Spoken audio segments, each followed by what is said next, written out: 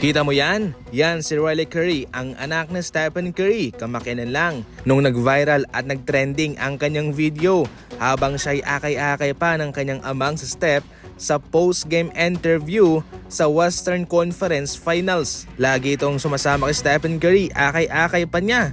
2 years old pa lang siya noon, pero ngayon pagkalipas ng 10 taon, 12 years old na siya. Kitang-kita naman siya ang tangkad. Mas mataas pa sa kanyang inang si Ayesha Curry. Taong 2015 nung siya ay nag-viral at nag-trending.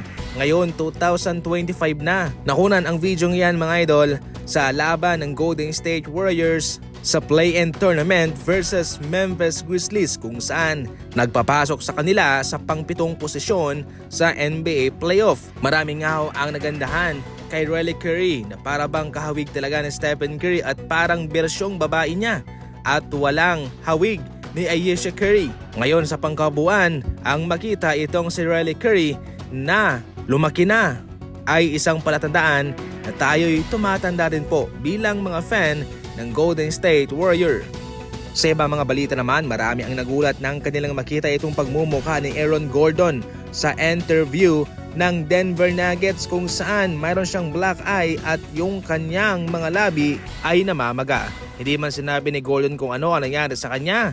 Napaka-obvious na mukhang napasabak siya sa isang aksyon. Pero definitely, walang dapat na ikabahala ang mga fans ng Nuggets dyan dahil okay lang naman siya at pwede pa rin siyang makapaglaro. Ayon sa impormasyon mga idol, hindi raw sinabi ni Gordon kung ano ang dahilan kung bakit nakaganon ang kanyang mukha.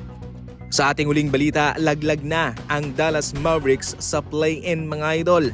Itong si Nico Harrison pasimpleng pinasilipan si Anthony Davis habang paika-ika papunta sa kanilang bangko. Ang mas matindi pa rito ay close up pa nga ng kanilang direktor sa mismong arena ng Dallas Mavericks itong kanyang reaksyon. Balikan natin yung sinabi ni Nico Harrison na defense daw ang magpapakampiyon sa isang kupunan.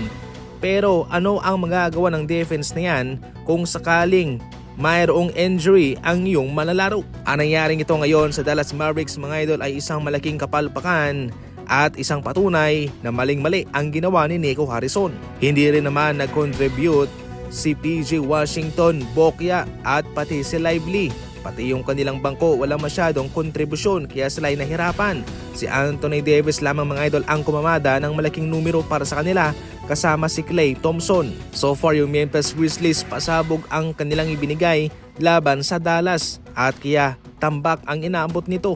Ngayon mga idol, pasok na sa pang-8 posisyon ang Memphis Grizzlies at kanilang kakalabanin naman ang naghihintay na batang team na OKC Thunder. Yan lang muna sa ngayon ang ating mga balitang basketball. Maraming salamat po sa panonood.